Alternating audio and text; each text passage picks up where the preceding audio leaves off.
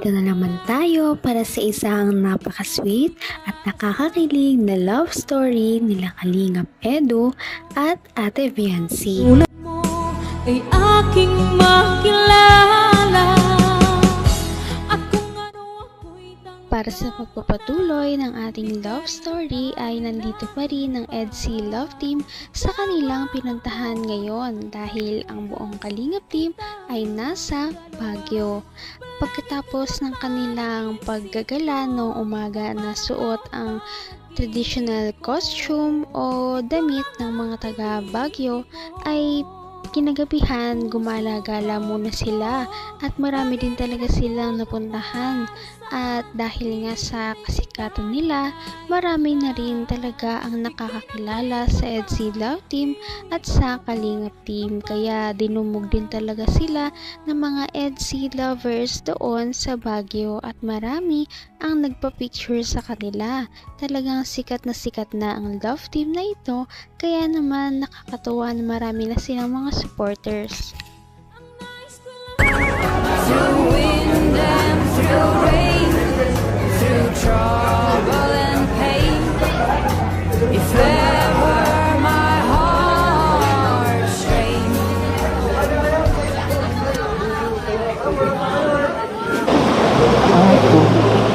Grabe guys, oh.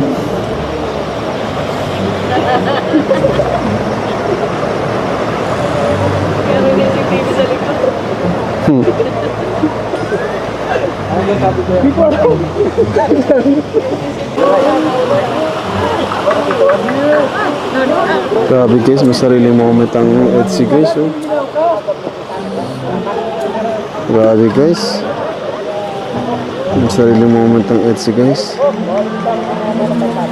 Mga kalingap, oh. EDC guys, oh.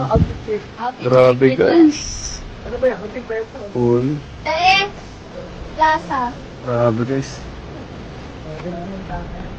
Abing EDC, oh. Grabe yung EDC guys. Huli guys. Ah, si Jong. Si Jong, man. Si Papa Joms. Umuwi na sila? Ay.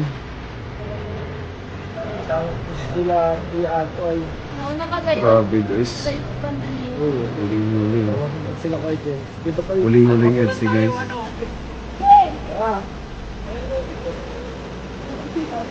Ay, si Norman, ina-istorbo ang EDC.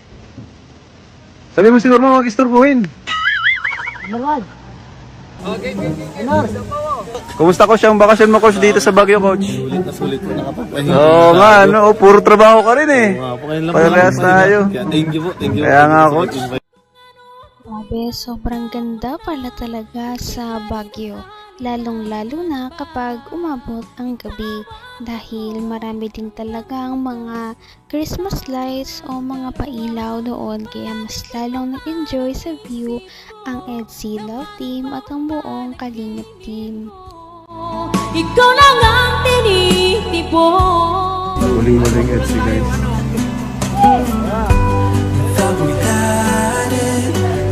Ay, si Norman, ina-istorbo ang EDC. Sabi mo si Norman, mag-istorbohin. Kumusta ko siyang bakasyon mo, coach, dito sa Baguio, coach? Sulit na sulit po nakapagpahinga. Oo nga, ano, puro trabaho ka rin eh. Oo nga po, ngayon lang Parehas tayo. Kaya thank you po, thank you. Kaya nga, Thank you coach. sa invite, grabe. Tsaka first time ko, hindi po makapagpahinga. First time mo dito sa Baguio? Na nga po, grabe. Ganda, no? Malamig po. Malamig pa. Sarap mag-OOTD. Oo nga po. Kahit mag-doble-doble, ano? Oo po. Ay, mga kalingap si coach. Hello Oh. po, hello po. Kalingap coach, nakapasyal dito. Ganda. Kuya Tats! Ibigay ko na kay Papa mo, regalo. Ay siya? Ay, di ko nakita. Wala yun sa vlog ko. Ha? Joke lang. Rabay! Ay, Rabay! Oh, baby, oh! Oh. Ah. Play kayo, play. Play kayo, baby. Play kayo. Dali, play kayo. Grabe, ang dami po natin napuntahan ngayon. Oo nga, Ang gaganda pa po. ang ganda nga. Ganda. Kaya ako po ang ganda. Na, Oo nga, ang ganda. Ang ganda naman talaga. Kaya nga po. Oo. Sana mas tumagal pa tayo dito ng konti, no? Para ma-enjoy pa natin ang Baguio. Ano, okay lang po sa'yo? Ano, suot ko tong jacket, hindi ka man nilalamig. Oo, para di ka lamigin, no? Ayos lang, titingin ka na lang po. Baka magkasakit ka. Baka nilalamig ko. Naisip ka kasi ni mama mo palagi. Pinapatingin ka sa akin. Mamaya, mapano ka. Mapagalitan ako nun. Sabi, hindi kita inaalagaan. Sabi ko naman kay mama kung bahala. Nakakatuwa naman talaga na makita si Kalingap Edu na talagang nag-aalaga kay Ate Fiancy. Hindi niya talaga papabayaan si Ate Fiancy kahit anong mangyari dahil ito ay ipinagkatiwala sa kanya. At tutuparin niya ang pangako niya sa mama ni Ate Fiancy. Kita mahal. Ayos lang, titingin ka na lang po. Baka magkasakit ka. Baka nilalamig ko. Naisip ka kasi ni mama mo palagi.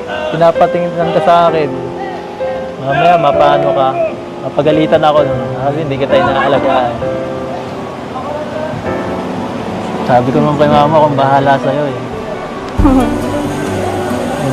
Ano dito, no? Sana... Bakit?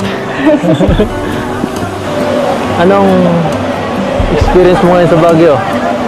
Yung alam mas maganda? Yung ngayon ba o yung dati? Parehas naman po, pero mas maganda ngayon. Bakit naman? Bakit? Ang daming kasama. Dami kasama na? Tapos kasama ka. Joke lang. Bakit binawi? Bakit binawi? Maganda ang ano, no? Masaya dito. Pero totoo yun. Tama, lahat sila kakasayahan, no? Masaya din. Masaya ka dito kasama ako. Loner pa naman ako. Iniisip mo yata. Siya nga pala. Yung sagot mo sa tanong ko nung nakaraan. Ano? Hira. Huwag mo muna. Wag muna. Bakit? Gusto mo private lang or ano? Or next year ulit? Wala nga amin. Joke lang. Pero sige, okay lang. Ramdam ko naman eh. Ramdam ko ang lamig. Lamig. Joke lang din, okay lang. Ito lang ang malamig oh. Ito lang ang malamig. Oo, papainitin ko. Ha? Hanggang wakas ay tayo ng dalawa. Patagal na patagal ay mas lalong nagiging close ang EDSI Love Team. Lalong nagiging malapit sila kaya naman mas nagiging sweet na sila sa isa't isa. Napapakita na rin nila ang pagiging komportable nila kapag magkasama silang dalawa.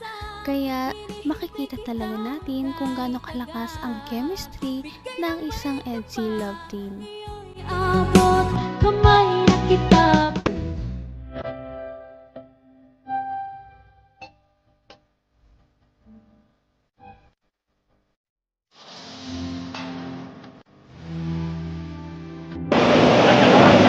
Sarap ang malamig. Malamig pa ako. Sarap.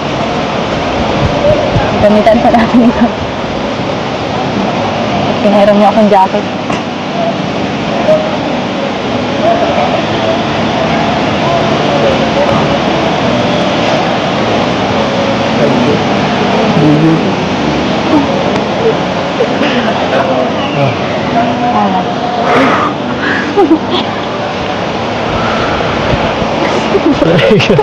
Ang lamig.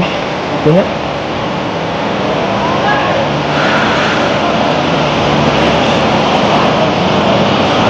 Ganun na.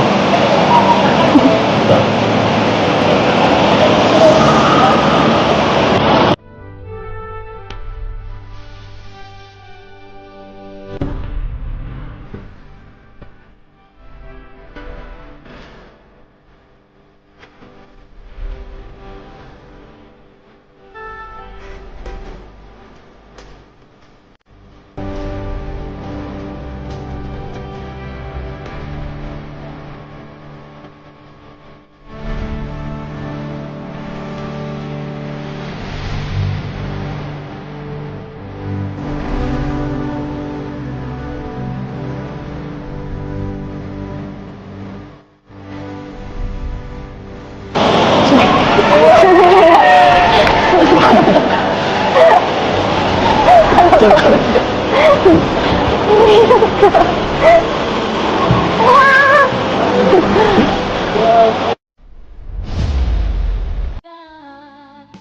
ng may Naku, parang ang lamig sa Baguio ay siyang nagpainit sa dalawa. Kaya naman nakakatawa dahil makita natin na talagang sinusuportahan at iniingatan nila ang isa't isa. Kaya papanoorin pa natin at abangan ang mga susunod na mangyayari sa kanilang Baguio outing. Ngayon'y abot ng puso. Napaka-sweet talaga nila at napakabait ng tambalang ito kaya maraming sumusuporta. Kaya naman sana ipatuloy natin silang suportahan at mahalin si Viancy, si Kalingap Edu at ang Kalingap team.